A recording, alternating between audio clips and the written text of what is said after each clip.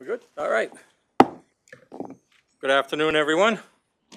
Call the meeting, the regular meeting of the District Board, the September 9th, 2024 to order at 5:34. John, please call the roll. Curry, Here. Adel, Anderson, Avedisian, Here. Lozano, Bush, Here. Buell, Here. Here. Clark. I see Commissioner Clark is on the WebEx. Desai, Here. DeBella, Drake, Here. Hale, Gardeau, Here. Gentile, Here. Healy, Here. Hoffman, Hoheb, Holloway, Here. Johnson, Here. Chance, Lester, Here. Lewis, I think she's in the kitchen. Magnan, Here. Van Dyke, Maniscalco, Kane, Here. Patel, Here. Salemi, Here. Stuber, Here. Taylor, Here. Torres, Here. Wolf, Carrier. We have a quorum. Thank you. Please stand for the Pledge of Allegiance. Pledge allegiance to the flag, United States of America, and to the republic for which it stands, one nation, under God. Indivisible, with liberty and justice for all.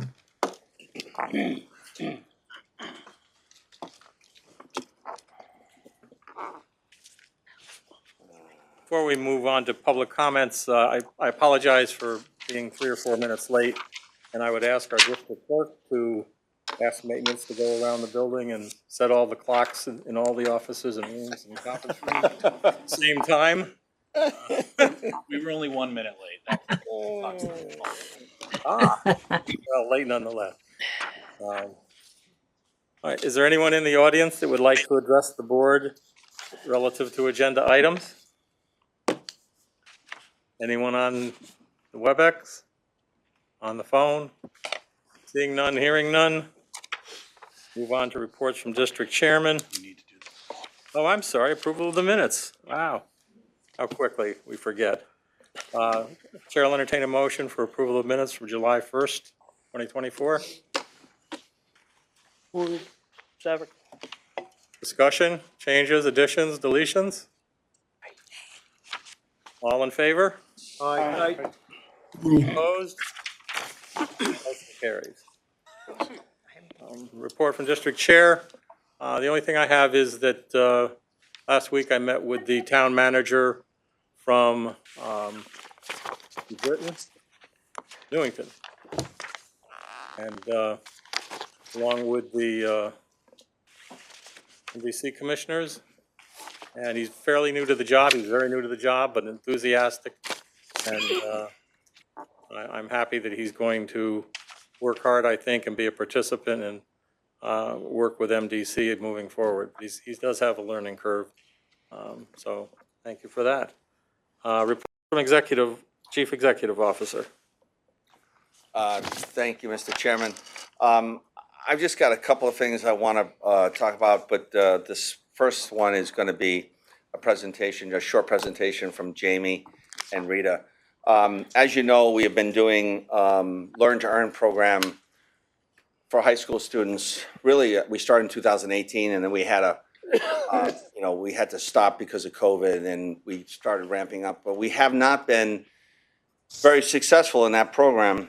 We have tried over the years. I know with Commissioner Taylor in Bloomfield, we tried to develop a curriculum for water. Portland has done the same thing, town of Portland. And so I had Commissioner Torres tell me, you need to be more creative, Scott. And so we were and became very creative, and we developed a new program we call Try a Trade. And we presented this to you a couple of times, and it's been very, very successful. And the main difference is we've been focused on the technical high schools because they have the curriculum that kind of matches our skilled labor workforce needs. So with all of that, Jamie, go ahead, give a presentation. Thank you. Thank you, Commissioners. Jamie Harlow, Director of Human Resources. Sorry about that.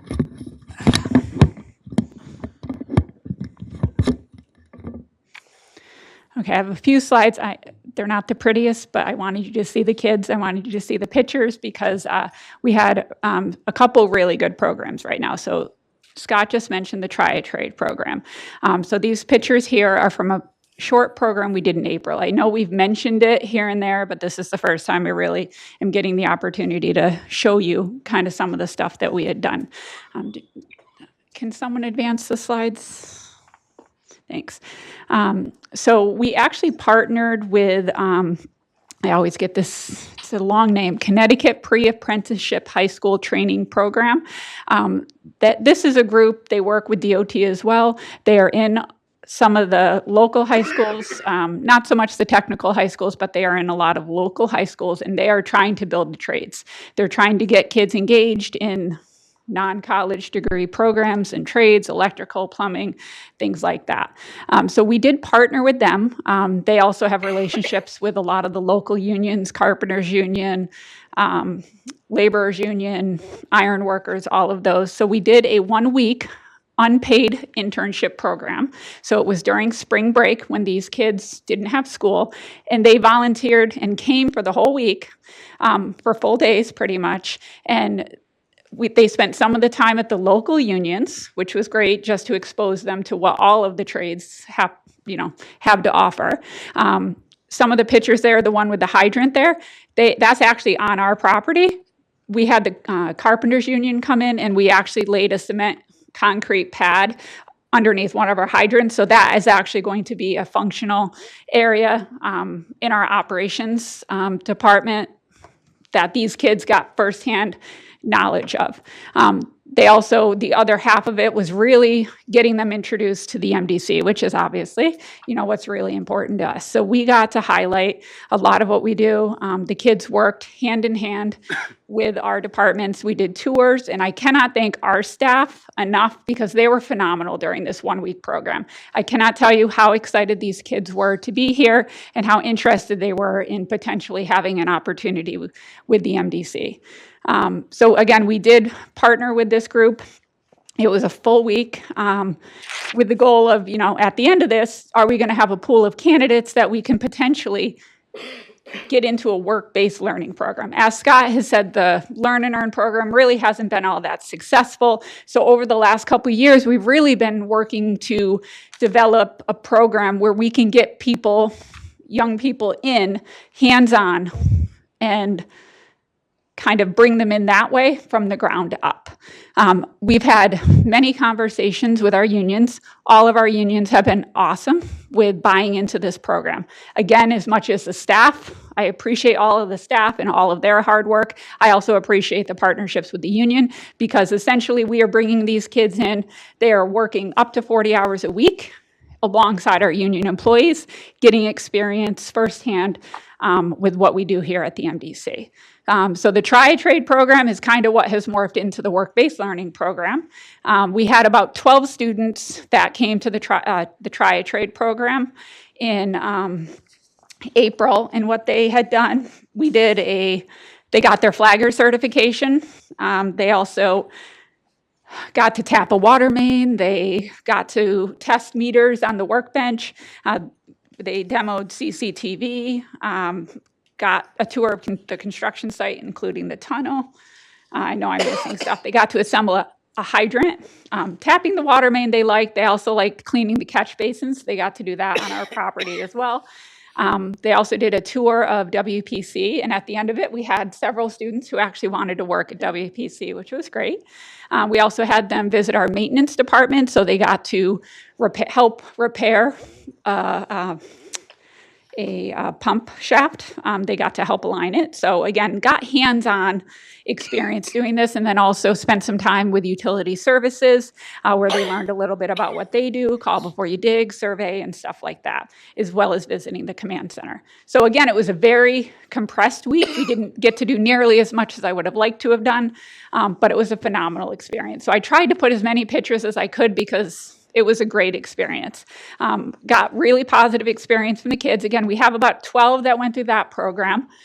So after that program, I had extended offers to see if any of them would be interested in working in our work-based learning program, which again is a temporary up to 40-hour-a-week position where they could work in a department and work alongside our staff on a regular basis. So they're not rotating, but they were working in a designated area. So we actually had 8 students return to that program. So starting this summer, we had 8 students join us. We had 2 in operations. 1 actually ended up leaving us after a week, not because they didn't like us, but because they went to the Carpenters Union, because they got into that. They had kind of applied simultaneously. But we had 2 there. We had 1 in central equipment maintenance. We had 1 in utility services. We had 2 in water treatment and 2 in water pollution control. So we essentially went through the summer with them getting hands-on experience and learning as much as they could. Our employees, again, have been phenomenal. I have kept touch and connected with these individuals on a very regular basis. So they're texting me here and there or emailing, calling. They have all loved the experience. We presently have 4 that we're going to keep on. We have 2 in water treatment, and we have 2 in water pollution control. All 4 of those individuals are individuals that we are hoping we can hire into our POIT positions that were approved at the beginning of the year. So we're hoping very soon to be posting those with ideally these 4 applicants, hopefully applying to those positions, getting that interview experience, and hopefully becoming a member of the MDC. Amazing experience for these kids, but also I think for our staff. They have not only talked to them about, the work that we do here, they're also talking to them about life experience and things that they should be thinking about as they go into the work environment. So we're very pleased so far with this first year kind of inaugural program. But again, I don't have pictures, unfortunately, of the work-based learners because they're just kind of in the field. They were on the road. In various places. So hopefully we'll get some soon. So that was that. And then the last 2 slides were just kind of the flyers that we had created for this program. This is the brochure format, but it just speaks a little bit to some of the partnerships that we've created, along with, and if you go to the next page, some of the examples of responsibilities that these individuals could do. So again, first year doing this program, both programs, and I believe what we'll be doing moving forward is doing the try-a-trade again in April. Or again, we're kind of exploring if there are other opportunities to do it. Generally speaking, April works because they're mostly high school students, and we can't do it when they're not available to attend the hours we need. So I don't know if there are any questions about the programs. Questions or comments? Mr. Torres? Do you have an idea of what high schools are coming from? Yeah, so we have a variety of high schools. We worked with our partners, so some of which are in our municipalities, but we did have a couple students that were outside. So we definitely had some from Hartford, some from Wethersfield, some from Newington. I think we had 1 from New Britain. I think we had 1 from Manchester. And there were a few others, but kind of a mix because we really are trying far and wide to reach these students. And we actually hand-selected these individuals. We had kind of done a survey. We got over 50 applicants. We had actually selected roughly 18 to 20 to come. Many of them did not show up that first week, but it ended up being a blessing in disguise because 12 was a perfect number for everything that we needed to do. We didn't need to split up the groups. They got to stay together. They got bonded. It was just a really nice experience. But yes, we are, obviously our member towns are important and we love to see that. But we do have some participants that were outside of that as well. If I may, Chair. In addition, so one of the challenges we've had with the Learn to Earn program, when we started this program, we relied on the school to give us the kids. And what's been happening is the schools are giving us kids that want to go to college. And so that's really the main difference in terms of how we're vetting these kids to see, what, kids really want to be working in the trades. But we are, the one challenge that the industry has, wastewater and water, is the treatment operator. This is a kind of a major problem across the country. People are not going into the trades. The challenge that we're dealing with is, there's very restrictive testing requirements. You have to get certified by the state, either DPH or DEEP. And it's not an easy test to pass. And there's classifications 1 through 4. So it's very regimented. It's a very strict profession. You have to be certified to the level of plant. So we're working this position, we call it the POIT. We've had it for years, but we've changed it in the last union negotiations. And traditionally, we've had, situations where individuals couldn't pass the test, and then we've had to terminate their employment. This negotiation with the unions, we've added language in, not just in this POIT position, but in all of the positions in the treatment, water treatment, wastewater treatment, where it requires that an individual has to get so many college credit courses per 6 months. So that way we know if you need to get 24 credits in order to sit down and take the test for the state, you only have 18 months to get that in a retirement. So when we hire you off the street, and a union employee gets 24 months. So you've got to get those 6 credits per 6 months to meet that those goals. So we put more restrictions in the job description to be more restrictive and obviously make sure that if someone can't pass the test, they don't have the aptitude, they can't pass the test, then we have the right to terminate them with no grievance from the unions. So what we're trying to do now is add apprentice programs, not just to this skill set, but also to, this is work in progress, develop a position for the UM1, which is CDL requirement. So right now, coming off the street, if you don't have a CDL, you can't apply for the UM position. But creating a position like the POIT on the wastewater drinking water side, where we could hire people in and train them and get them to the point where they could pass the CDL and then become, a UM1. So we're also working on this same apprenticeship program for another important position is electronic tech. So when you think about the energy control system for a building, our control systems are on steroids. So we call it electronic tech. And there's a lot of people not going into the trade. So we're reaching out to a bunch of the colleges, local colleges, tech high schools, tech colleges to recruit kids, but also create an apprentice program here at the MDC, which could bring kids in right out of the high school or right out of college, and then get their certifications under a regimented process within the MDC. So. I don't know, Jim, you want to say anything about that? I just have 2 more things. So the individuals that we have in both water treatment and wastewater are already being exposed to that. So again, those departments are doing a phenomenal job of already making sure that these students understand the commitment that it takes to get the certification, that this is going to be a requirement of the job. We met, actually, Rita and I and Commissioner Lewis actually got an opportunity to meet some of these students, and it was, honestly, I don't know another word. It was adorable, how excited these kids were about the experiences that they're having so far. I got 4 of them together. When they were talking, they were sharing stories about wastewater versus water treatment, which one's better, what they're doing, all the technical, scientific things that they're doing.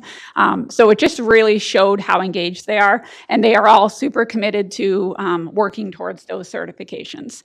So I think that was very positive. The individuals that we had who are not here anymore because they've moved on.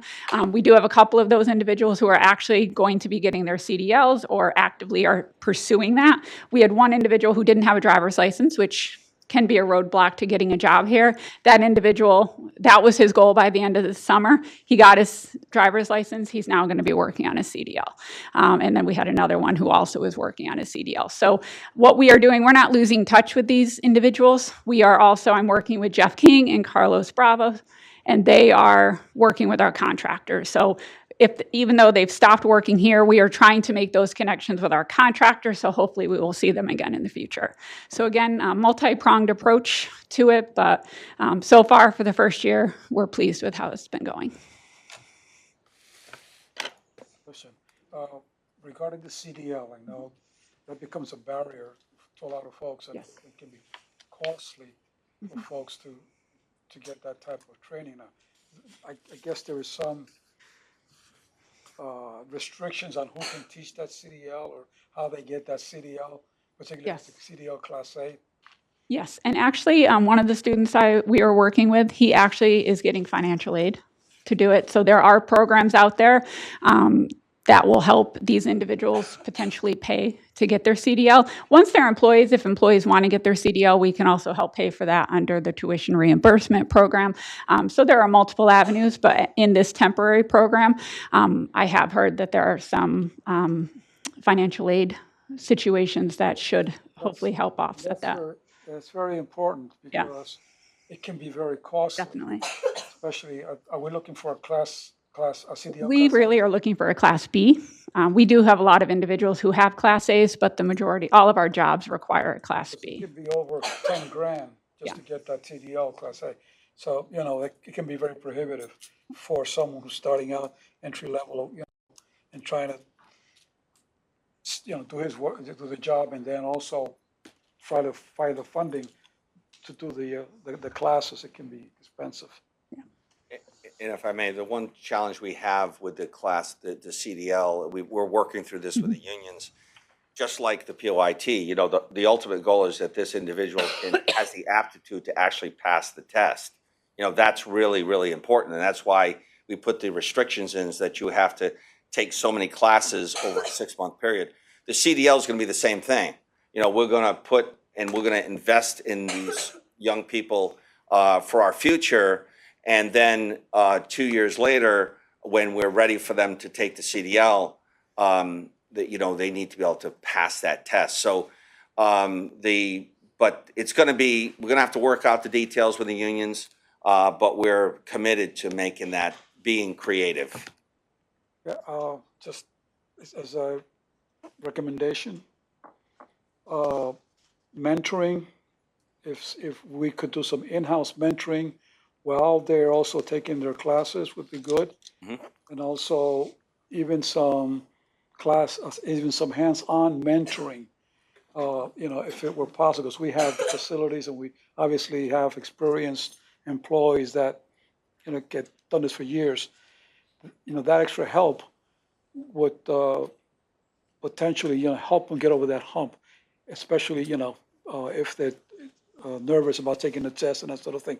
Not everybody's a good test taker, but anything that we can do in-house to support that. I know we are not allowed to teach the CDL Class A, the Class B, but at the very least, I think, we might be able to help some volunteers or whatever, in-house on their time, perhaps, whatever, if they show promise that this is something we can do to help them make sure they pass that test.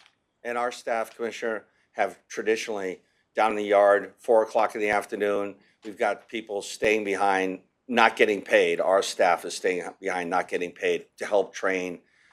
Prior to the new rules, we used to train our own staff in the yard, and then they'd go and take the test. Now, under the clearinghouse, I always forget that word. Now DOT, federal DOT, dictates how they get trained. But yes, we would absolutely do that. Any other comments or questions? Commissioner Patel? Can we create a program with our contractors where we subsidize one of their or couple of their employees, or they take our selected candidates and have them work, and we pay partial salary? So these guys are trained, working on our own projects and have better knowledge. Commissioner, we're doing that right now on all the work in North Hartford. That's my next topic. But yes, we are doing that right now. So how do we do it? We have mandated under the North Hartford project, which we've never done before, we have mandated that our contractors hire 30% Hartford residents. We've never, ever done that before. So all of our contractors, we're at 38%. We're averaging across the board about 38% are Hartford residents working for our contractors. And in some case, they're flaggers. In some case, they're plumbers. I met a few of them out on Woodbridge today. So we're doing everything we can to increase the capacity of the people that are engaging in MDC project, whether it's with us or with a contractor. So are there potential to hire them if they are trained well?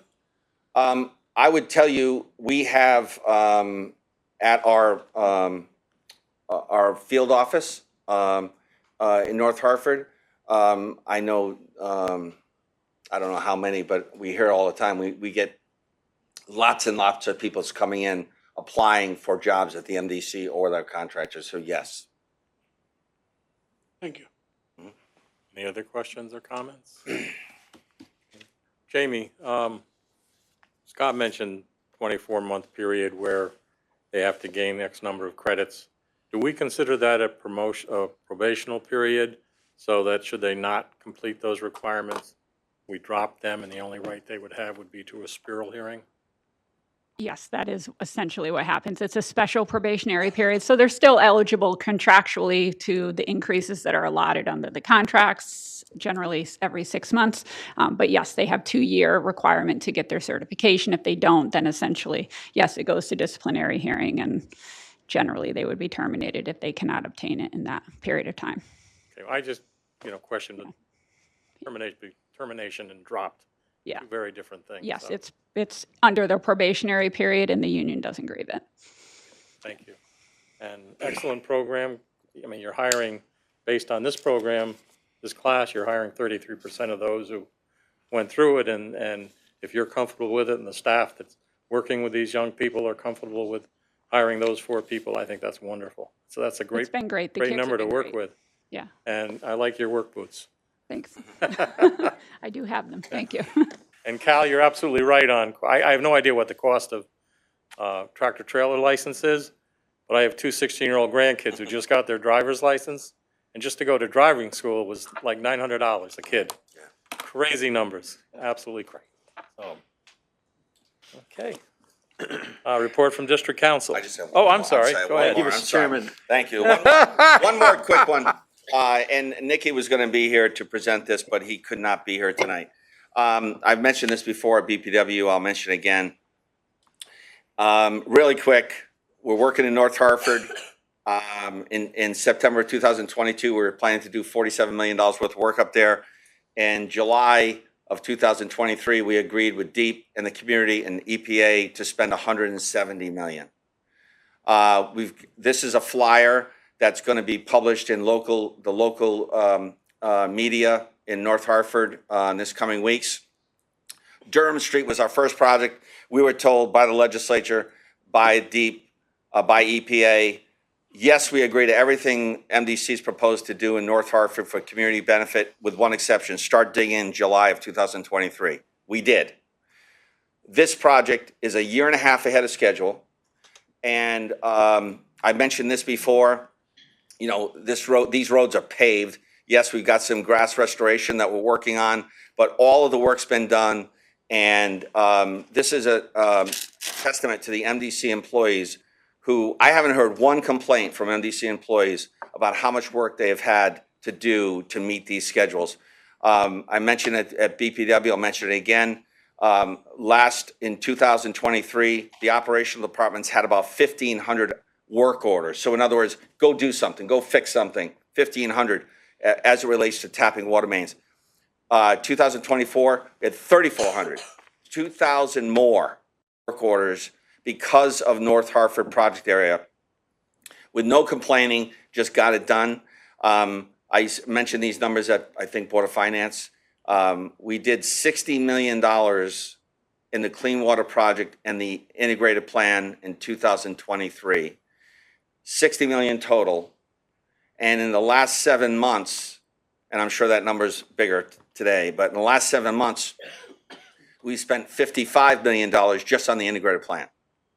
So the magnitude of work that's going and is being done by MDC staff to get all of this work done that we agreed to is tremendous, and they deserve a lot of credit. I've mentioned this before, and I'll mention it in Board of Finance and the full board, but we did this without any extra staff. This was just bestowed on us. We were willing, it was our idea of what to do. DEEP and EPA and the legislature supported us, and we did it. But we're doing it without the proper staff. And this year's budget, we're going to be asking for upwards of 20 some odd positions, a little more than 20 positions.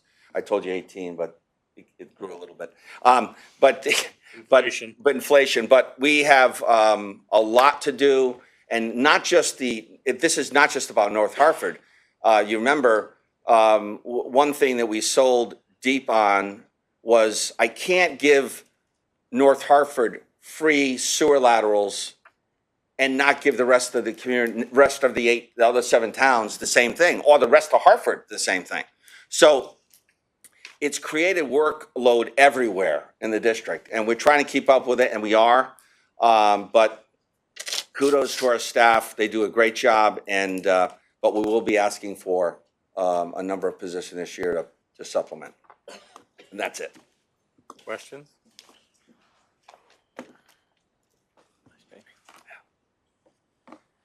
Chris? Thank you, Mr. Chairman. Chris Stone, District Council. Just 2 things relatively quickly, primarily updates. Tunnel litigation, we received we worked on an order from the court. The court has issued an order consistent with what we've requested. The other side wanted a trial-ready date, which was unrealistic. We've moved it to, or secured a date of June 1, 2025 as a trial-ready date. In federal court, that doesn't mean you start picking, this is a court-side trial, but doesn't mean you start putting on evidence on June 1st, 2025. It means you have to be ready to put on evidence as of June 1, 2025. So that's the, hopefully we'll be in court on that date, but certainly shortly thereafter we'll be in court on that date. In that regard, we continue to try to work towards a mediated settlement with the other side. We are working on a settlement conference, 2-day settlement conference in mid-December of this year, 2024, with the blessing of the court, encouraging us to do so. We hope that'll be more productive, certainly, than the last mediation session we held last October of 23. And I'm cautiously optimistic, and I hope I'll have something to report back to you, if not January, maybe, hopefully, a special meeting sometime in late December, but we'll see how that bears out. Secondly, the landfill case, you know all the background, but just to give you an update on where we are procedurally, there is a process within the state court system. It's called the complex litigation docket. It's a docket separate from the regular Superior Court proceedings that is designed to handle complicated or high-value cases. Certainly this is, to me, it's not terribly complicated, but it certainly is a high-value case, and it does involve the state of Connecticut. These cases are, if put on the complex litigation docket, a particular judge is appointed to the case, and you have that judge throughout the case. It tends to move things along quicker than the regular process, where you may be thrown from one judge to another at any given time. You have one judge who will familiarize him or herself with the file, be knowledgeable on the file, monitor the file directly, and ultimately try the case. So we've been assigned to the complex lit docket in Hartford Superior Court, Middletown Superior Court, which is fine. That will hopefully, at least the one case that we have pending in the Superior Court, will move that case along faster than it's been going. On the other case, the second and third cases, the landfill modified rate case, I'll call it. It's the second case we filed. The third case we filed had to do with the Buckingham Garage on Buckingham Street. Those two cases were heard before the Claims Commissioner earlier this year. Briefs have been filed in response to, at the request of the hearing officer. We're awaiting a hearing officer decision. We should have that within the next 30 to 45 days. That decision will be whether we have the right to sue or entitled to sue the state of Connecticut in Superior Court. We're hoping that the Claims Commissioner or his designee, he designated a separate hearing officer. He didn't handle the case himself. Hopefully that hearing officer will rule consistent with the prior case, the first case, and allow us to sue. If that does happen, we'll move to consolidate all three cases in the complex lit docket, get all of them together. They deal, significantly with the same issue, different rates, but same issue. So we'll hopefully get, if we're allowed to sue in those cases, we'll move to combine. I think it's in everyone's best interest, including the states, quite frankly, to combine them in one case rather than prosecute or defend the three cases separately. So that's where we are. It's moving along as quickly as we can, and hopefully it'll be a little quicker with the complex lit docket. So if you have any questions, I'd be more than happy to respond.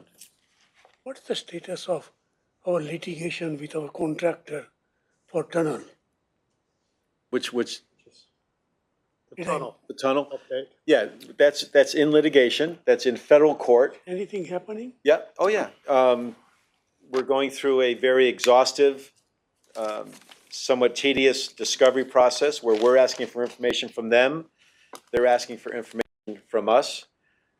We have a mediation penciled in for mid-December. We're now negotiating the terms of the ground rules for that mediation, but we're real close, so I'm optimistic that that's going to happen. We have a mediator designated to spend the 2 days in December to try to settle the case. Before that happens, there are going to be expert reports that are going to be issued. Their report is due September 23rd. Our report is due on October 15th. That'll tell a lot of the story, right, of what their expert says is why they think their claim of a differing site condition 200 feet below the ground is legitimate. Our response will obviously rebut that. There will be, in preparation for the mediation, there will be at least three fact witness depositions. Two for them, one for us. One of the people that we want to depose prior to mediation is their estimator, the person who put together their bid and what information he or she, well, it's he relied upon to arrive at the bid that was submitted of $279 plus or minus million for the tunnel. What were his assumptions of the underground conditions in preparing that bid? Very important. The escrowed bid documents, which were part of the contract, were disclosed as part of the litigation, and there's not a lot of information within the plaintiff, KOJV's escrowed bid documents that would lead anyone to any real conclusion about what they assumed they were going to experience in building the tunnel, and excavating for the tunnel and building the tunnel through that excavated void. So we're hoping that the estimator will shed some light so that we're not surprised, so we know what we're facing at trial. But that is something that's going to happen before the mediation as well. So it's moving along. And then finally, if all that fails, what we do know now from a recent order from the court is that we have to be ready, and they have to be ready to try the case, us defend the case, us with our counterclaims for liquidated damages. Everyone has to be ready to put their evidence on by June 1, 2025. It's not a guarantee we're going to start then, but we have to be ready to start because at any given moment we can get a phone call from the court after that date. Come on down. You're up. So, Question on tunnel Commissioner progress Patel? scheduling. Mhm. For Scott, did it affect our schedule and progress on work? Well, I'm going to answer that in two parts. So when we did the tunnel, we have 5 projects that really make the tunnel a system, right?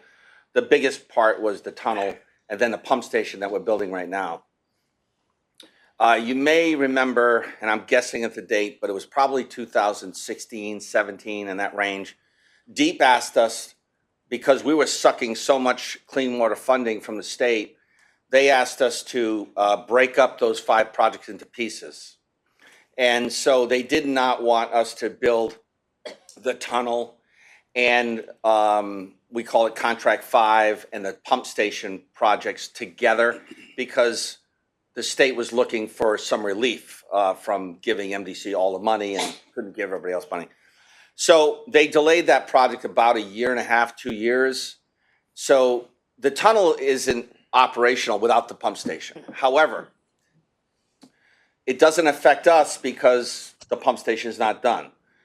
But the tunnel contractor did delay the contractor building the pump station, and we have worked out those issues, and that was, about $1.5 million claim that we had to pay the contractor, which is part of our claim, our counterclaim against the tunnel contractor. So it's not affecting us on an operational level, but it is part of the claim process. Pump station contract has been awarded. Yes, And it is in progress. it's in progress now. Yep. Thank you. Any other questions? God bless you. Yes, thank you very much, Mr. Chair, Commissioner Mandyke. For Scott or Chris, can you just give us an update? I'm really looking for a timeline on the MS4 with Hartford, where the negotiations are, the mediation, and when can we expect that this will be resolved? We have, we had a mediation session in the summer. I think it was it June or July? Scott? Early June, I think. Yeah. Mid-June, Two-day sorry. mediation session.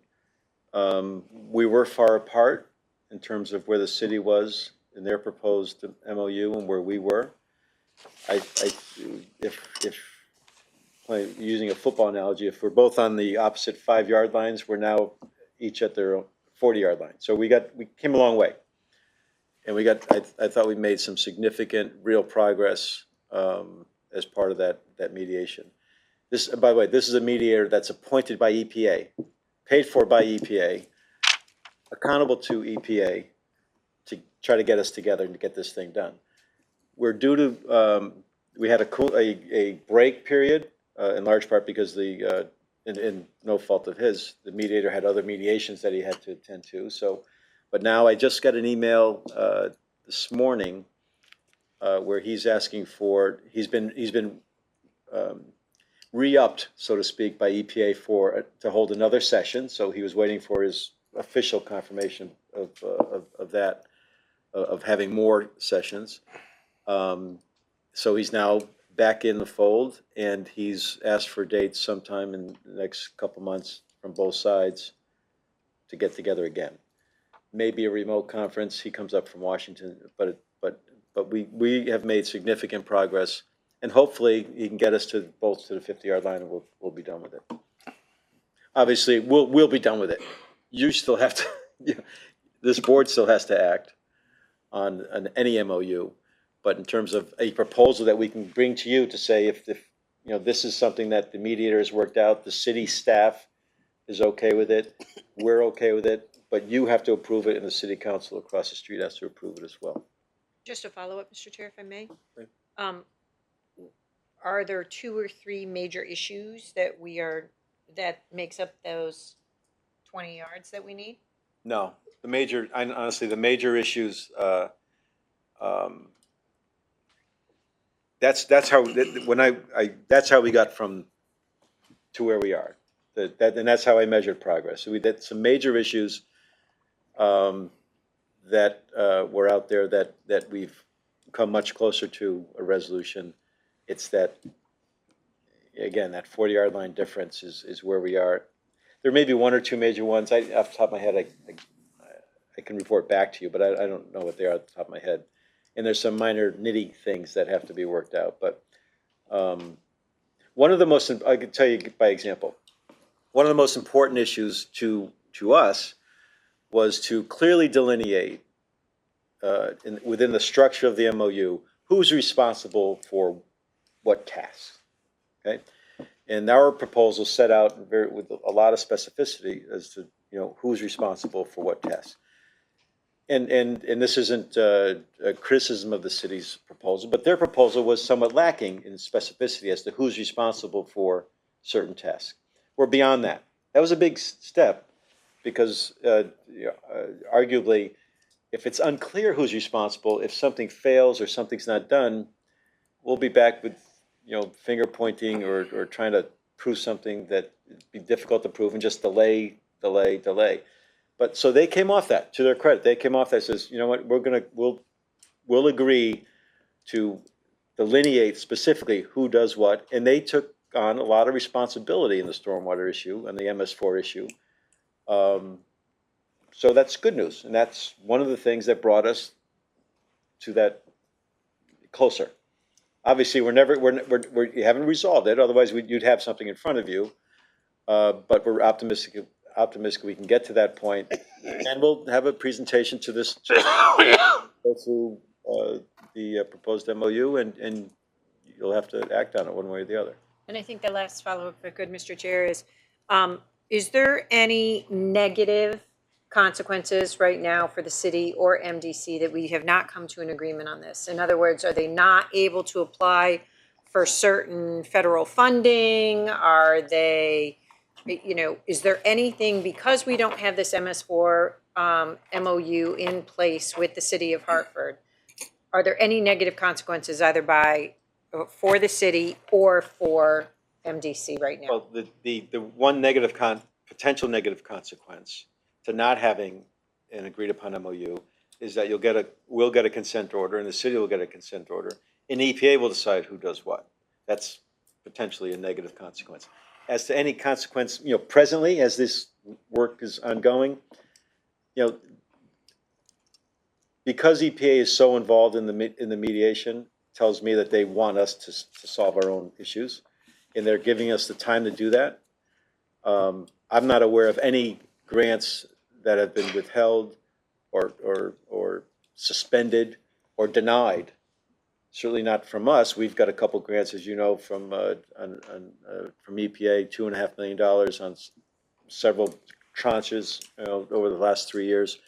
I'm not aware of any negative impact on the city's ability to receive grants, receive grants, and obtain the grant money that they're looking for.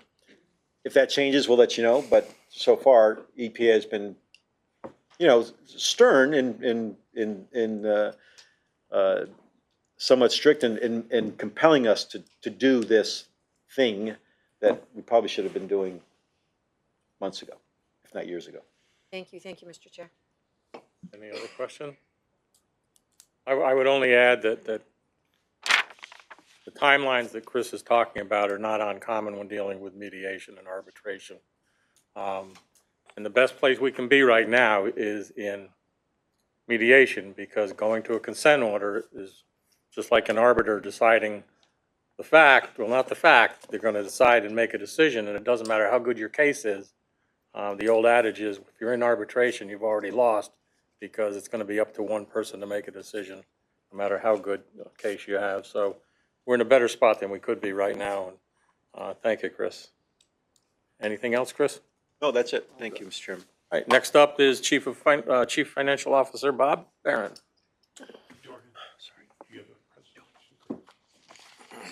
Hi, Bob Barron, Chief Financial Officer. This is a quick 3-slide presentation. It's my formal certification of the general fund surplus that I'm required to report to you as of your September meeting. We actually had this presentation available for August, but you'll remember we canceled the August board meeting. So we have the fund balance policy up there. It's really short. It's just these 4 items. It says that we will maintain in our sewer fund, our general fund, an adequate unassigned fund balance between 30 and 35% of general fund revenues for the most recently completed year. That's the first one. The second part says that I need to report to you what that fund balance surplus or deficit is by the September meeting, and we've made that by presenting this evening. So the third item just says, once I report this, the district board then has full discretion on what to do with the surplus or the deficit. The fourth item says if it's a deficit, what I'll bring before you, let's say we were $9 million short of 30%, the range 30 to 35%. If we were $9 million short, I'm required to put together a 3-year plan to alleviate that deficit. So I would come before you and recommend a $3 million contribution in the upcoming year's budget. So that's the entirety of the plan, or of the policy. If we could go to the next slide. So this is the formal presentation to the district board, but these numbers have been out there for a while. On June 24th, CLA, Clifton Larson Allen, our auditors, presented the ACFR, that's our annual audit, the annual comprehensive financial report, to the Board of Finance. And the very next day, we uploaded the audit book available to everybody. And so during that June 24th meeting, we said on page 23, the unassigned fund balance was $38.4 million. That's on, and then the revenues on page 25 were $93.8 million. If you calculate that ratio, it's 40.9%. Now remember, you approved a policy that says a reasonable unassigned fund balance is 30 to 35. So we're 5.9% higher, right? And so that calculates out to about $5.5 million. That's that final bullet point. If you go to the next, this is the last slide. It's just really quick.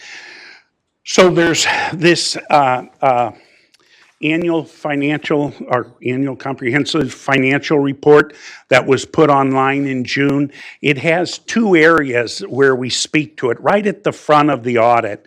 In the transmittal letter signed by Scott and me, we have that first paragraph that identifies the surplus.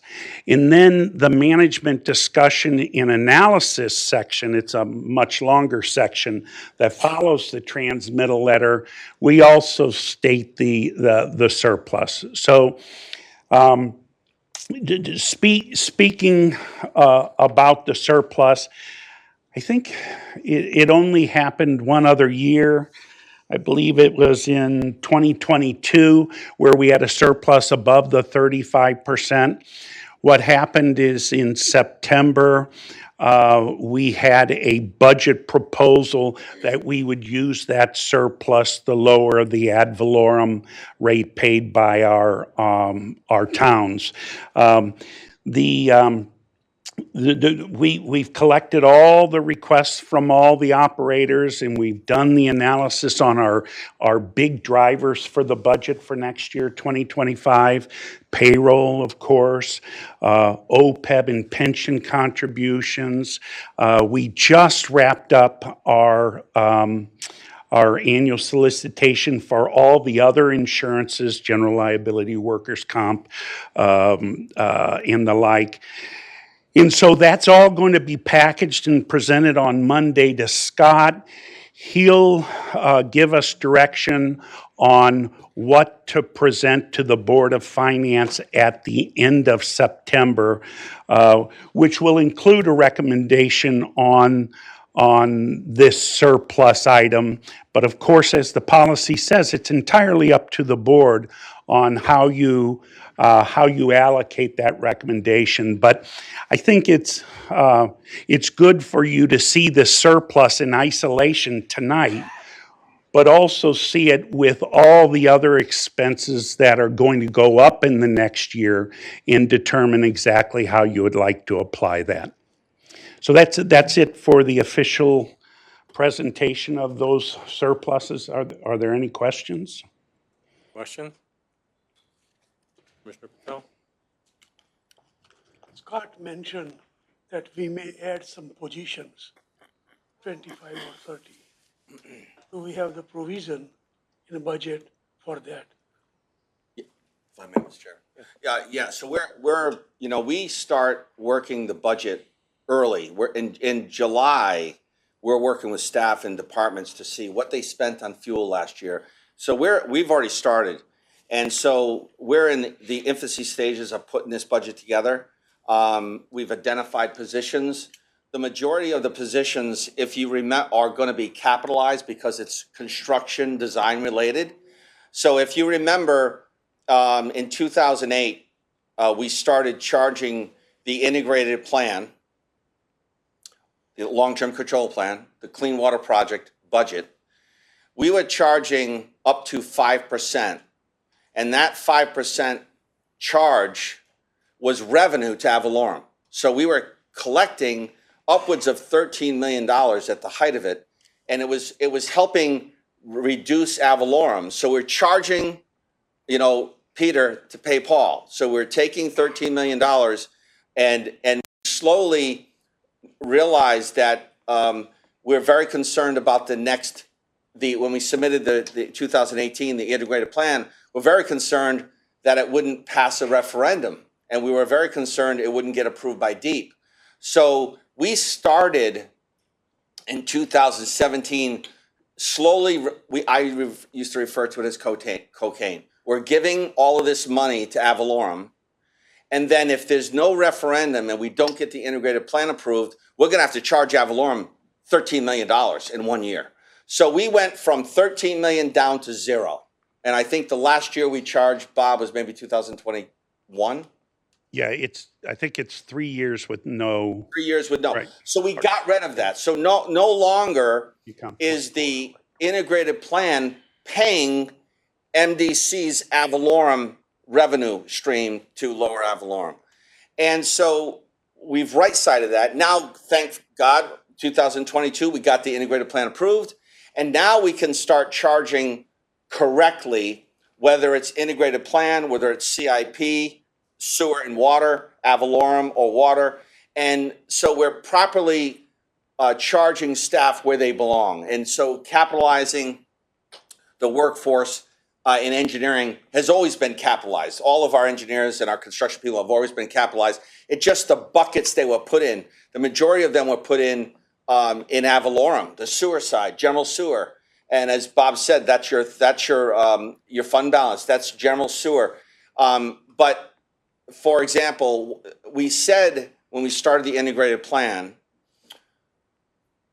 we were spending, we averaged $118 million over a 5-year period over the life of the since 2008, $118 million on the Clean Water Project.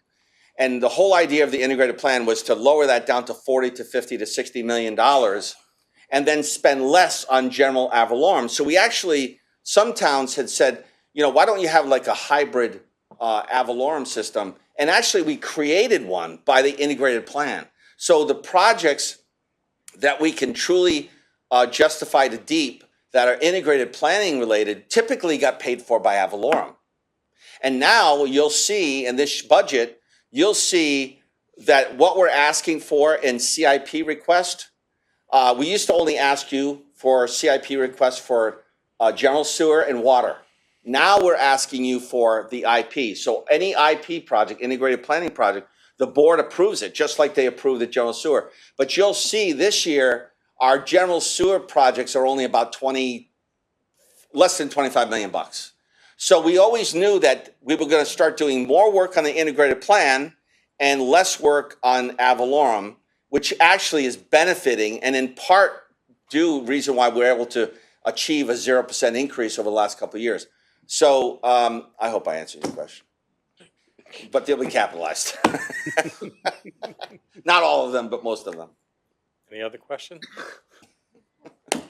Yeah, Commissioner Drake, if most of these new employees are gonna be on capital projects, aren't they considered temporary as projects? You do it, then when you're done, they stop. So why would you contract that out instead of bringing people in on a permanent basis for projects that, again, you do them, you finish them, and you're done? Sure. Well, Mr. Chairman, we're never gonna be done. So the answer is, the whole idea of the integrated plan was that the Clean Water Project had a defined ending prior to the integrated plan. The Clean Water Project said, you will do X, Y, Z. You will alleviate and capture 1-year level of control in Hartford. You'll eliminate SSOs in West Hartford, Newington, and Weathersfield. And you will do, there was very specific, do this. So we had an end date. That end date was you're going to spend roughly $4 billion and you'll be done by 2056. The integrated plan is completely different. The integrated plan is we're going to spend $40 to $60 million a year forever. And you're spending less, but you're spending it on fixing the pipes in the street. The long-term control plan was to build big tunnels and to capture the overflows of the river, and there was no expense made on improving the infrastructure in the streets.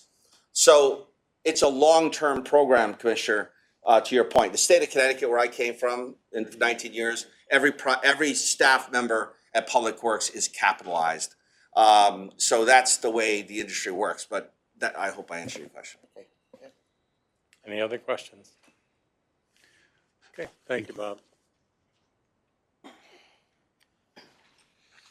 Next, number 10 on the agenda, Bureau of Public Works. Chair will entertain a motion from Chairman Hoffman. Move the items A and B. Both of those items, just as a matter of record, I believe, passed unanimously in the committee. A motion? Motion approved? So moved. Was that a motion? I thought it was a motion. I'll second it. Second? All right, thank you. Second it. Discussion? All in favor? Aye. And opposed? Motion carries.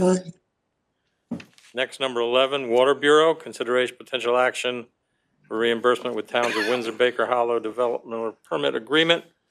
Chair will entertain a motion. So moved. Is there a second? Second. Discussion? And while the chair and vice chair of that committee is not here, I believe this also was a unanimous vote by the Water Bureau. Questions? All in favor? Aye.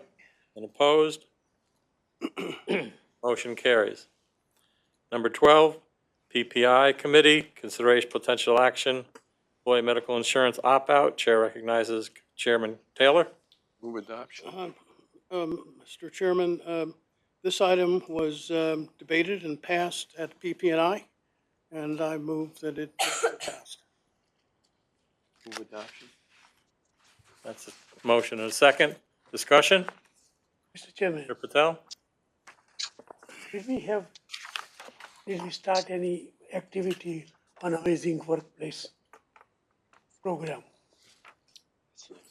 We have the consultant, but we were supposed to do our own work and start the program. Amazing Workplace. We're on number 12. Number 12. 12A. We haven't gotten to that one yet. Oh, I see. I'm sorry. Any other questions on 12A?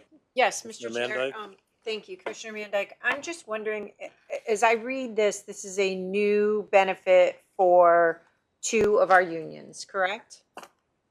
And I guess I'm just wondering, and maybe this is going back a little bit, why are we negotiating outside of our contract? Typically I've always, all of this stuff goes up during contract time. So we're giving an added benefit in the middle of contract, and I'm just wondering why we're not saving this for contract negotiations. Members Chair. Scott? Commissioner, we are dealing with the unions on a daily basis on all kinds of issues. And so this issue,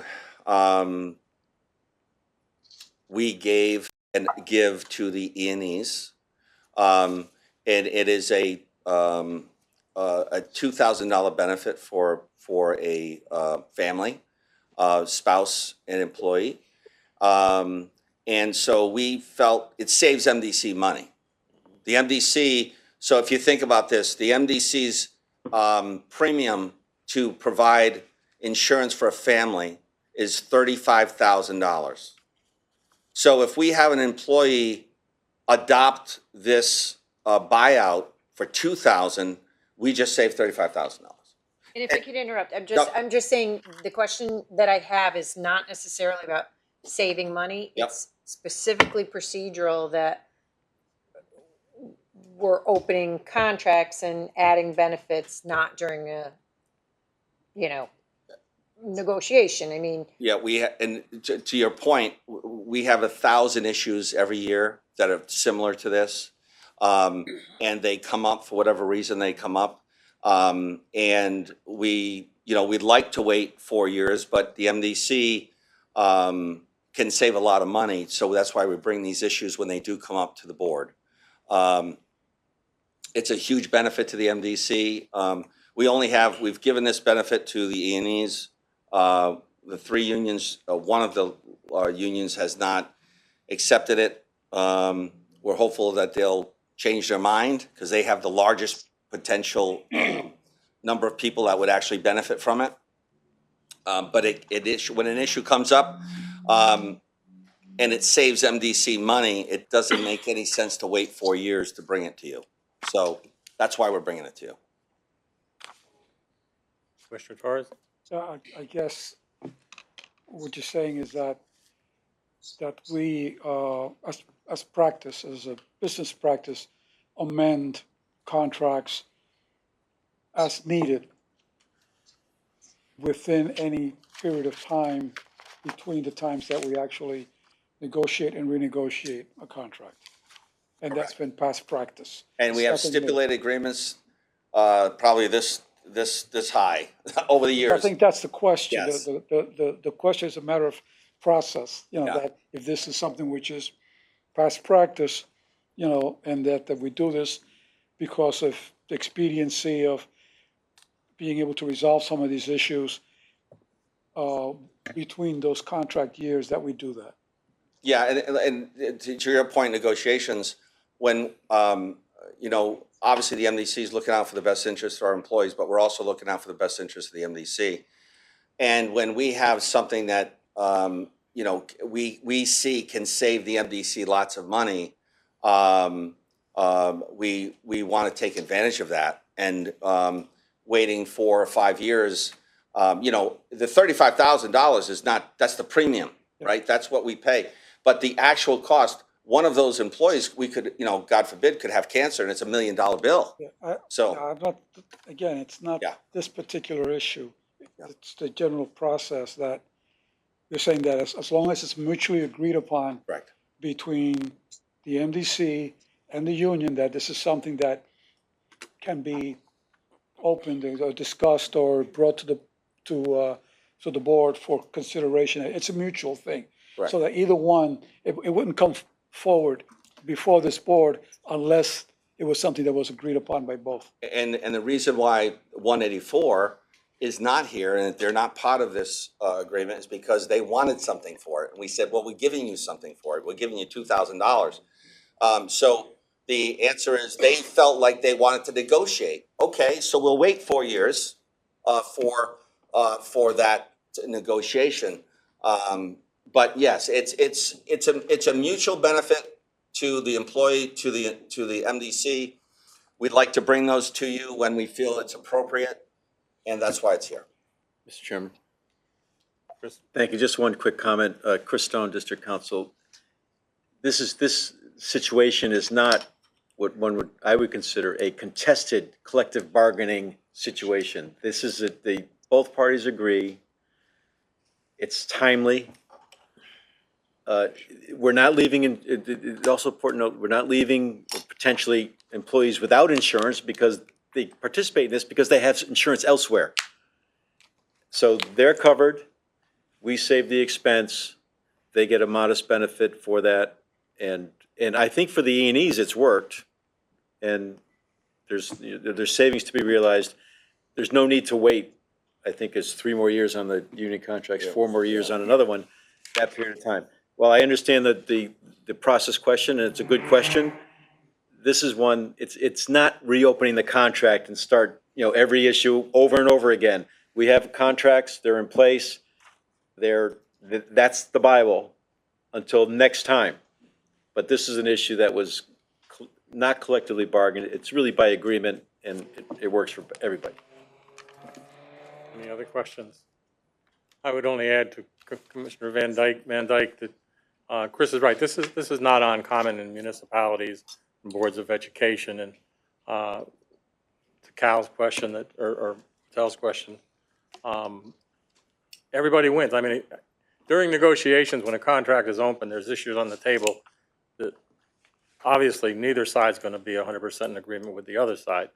But in this case, everyone saves or makes money, and doesn't lose a bit in insurance. So it's a good deal. So why not?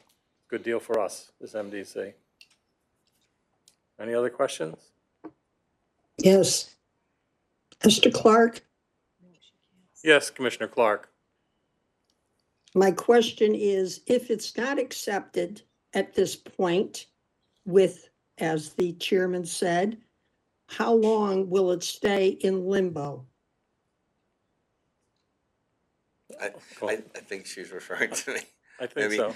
This is Scott Jellison, Commissioner.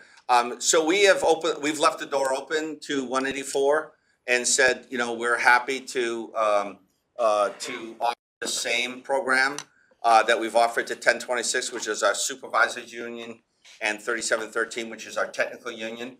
The offer stays the same. They've asked, they're trying to negotiate on behalf of some individuals related to some grievances, and we've declined that negotiation. We felt that it's a fair, it's giving employees. I would tell you that there's approximately less than 20 184 employees that are actually on their spouse's medical insurance right now and not receiving this benefit. So the only benefit to the employee is they get $2,000. We didn't feel like we needed to negotiate that. To your point, Commissioner Van Dyke, that shouldn't be negotiated. It's a freebie. It's a no-brainer. It's $2,000. You're already on your spousal medical, and take it and run. The MDC is already winning.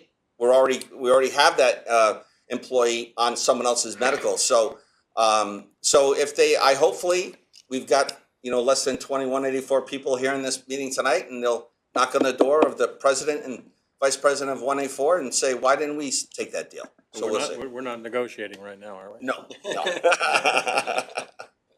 Yeah, Any other that questions? was my point. Thank you. Thank you. All right, all in favor of the motion? Aye. Aye. And opposed? Motion carries. Okay, move on to number B. Move adoption. Al?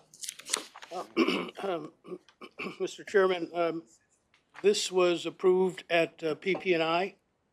It was approved after the vendor made an additional presentation and a fairly rigorous debate at PP&I, after which the issues that had remained open were resolved and it was passed.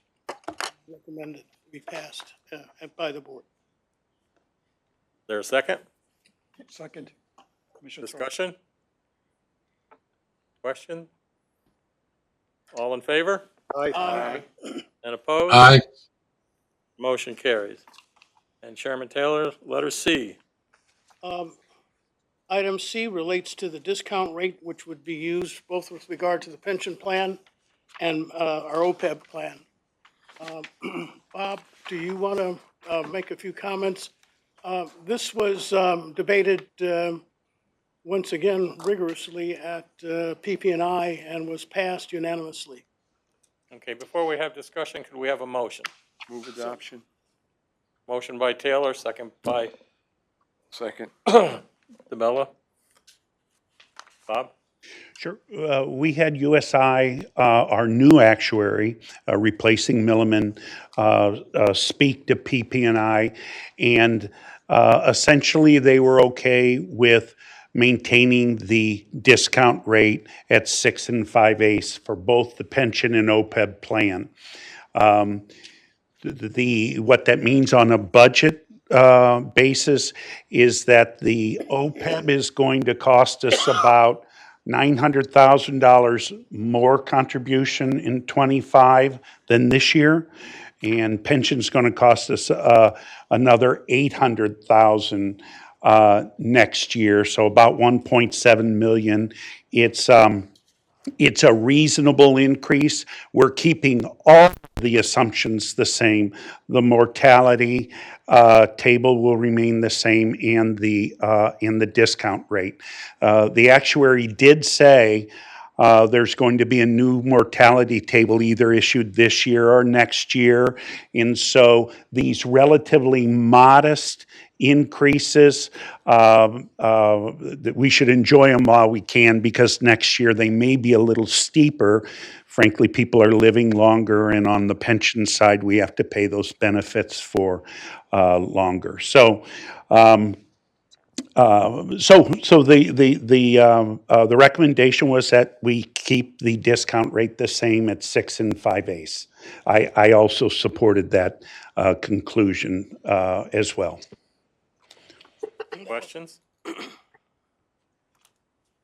Bob, the impact that the recommendation from PPI, what will be the impact on our liability or on the level of funding for a pension? Well, the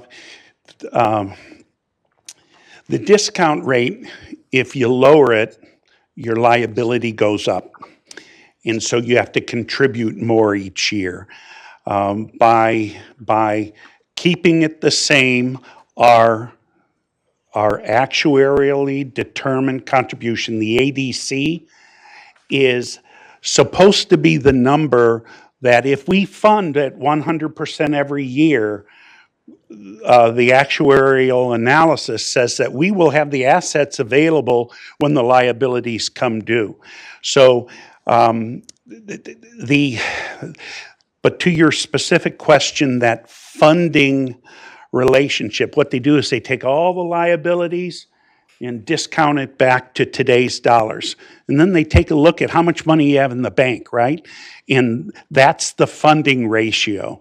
I think we're about 80% for pension and 9% for OPEB, because we just started funding OPEB. But that funding ratio depends on so many other things, market returns and the like. So I don't know if I could say the discount rate, whether it's going to increase the funding ratio or decrease it, but it's supposed to bring us up to 100%, but no guarantee. It just depends on what all the other variables do in the upcoming year. But it's really fun for me to report when I'm before the rating agencies, and how we've done so well with the rating agencies is that this board has approved the 100% funding of both its long-term pension liability and long-term OPEB liability. And that's what we've done for several years. You don't have any of those numbers and comparisons of how well we did. I didn't bring them with me, but it was a really fun presentation. It was. We for like the third year in a row, this is the third year, I believe, where we've issued our debt competitively, and a third year in a row where we've gotten a lower total interest costs. They call it the TIC. We've gotten a lower TIC for about the same amount of money issued, about $80 million, than AAA rated communities that issued about $80 million within a day or two of when, actually this time it was on the same day we issued. So the market really likes our debt, and we really benefit by having a competitive sale. So, Commissioner Yes, Torres? I think hearing all of these numbers and the committee has done the research, I fully support. I would hope that we all support this. It's important that we protect the future retirement of all our employees, and I think it's phenomenal that we're able to have funded, our future obligations to the extent that it has been. I think kudos to the folks that have been doing this, to the committee and our financial people, because it is very important at a time when so many pension programs are lacking or is in serious trouble, that we're able to say to our employees, we're looking out for your best interest, and we will continue to support, having a fully funded pension program down the road for you. So I strongly suggest that we support this Thank you. resolution. Any other questions or comments? And you're right, as a municipality, our funding level is excellent compared to most of our state's municipalities, and states. So with that, all in favor of the motion? Aye. And opposed? Aye. Motion carries. Move on now to number 13, Board of Finance. Chair recognizes Chair of Finance, Chair Salemi, for a motion. Thank you, Mr. Chairman. For item A, approval of State of Connecticut financing, it's a drinking water revolving fund. This was voted on at the Board of Finance. It's an appropriation for the district to use. I believe it was unanimous, and support this Is there a second? item A. Second. Discussion, questions? All in favor? Aye. And opposed? Aye. Motion carries. And Chair Salemi, letter B, supplemental appropriation for the 2023 capital improvement And program. Mr. Chairman, yeah. Yes, this was a supplemental appropriation for the 2023 capital improvement program for Rocky Hill WPCF. We had a presentation from Bob Barham on this. I could let him explain it if somebody has a question, but basically my understanding, and I think our understanding at the time, was that needed additional monies to complete this project. So there was a supplemental appropriation that was being made.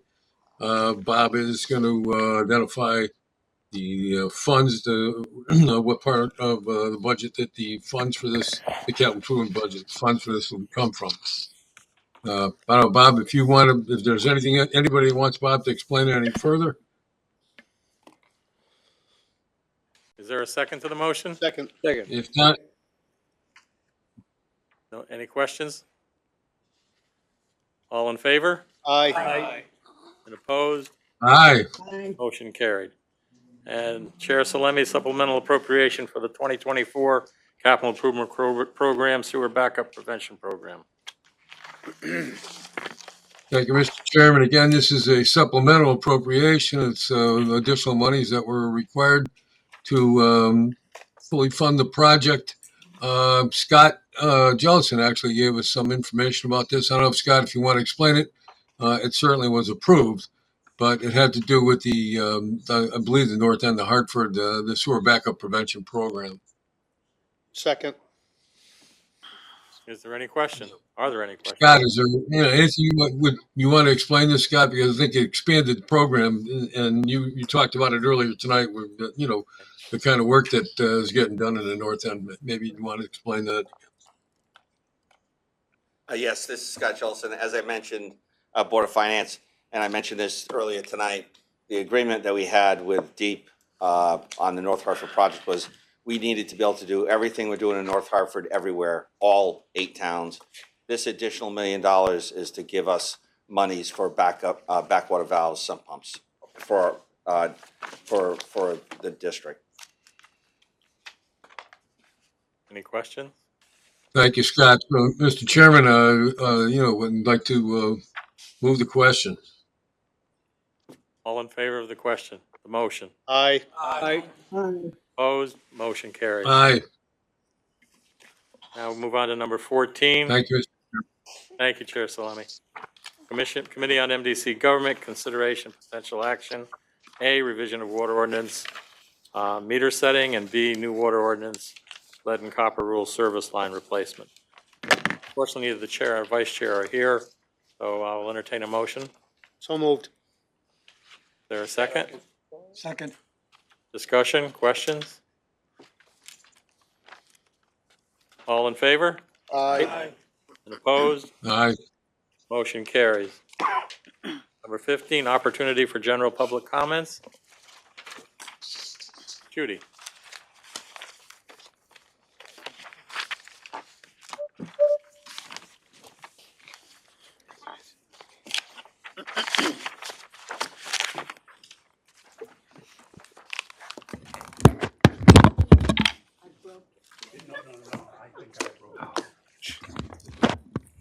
While we're fixing the clocks, maybe we could get a sturdier microphone. We were very abusive towards it. Okay. All right. Judy Allen, West Hartford.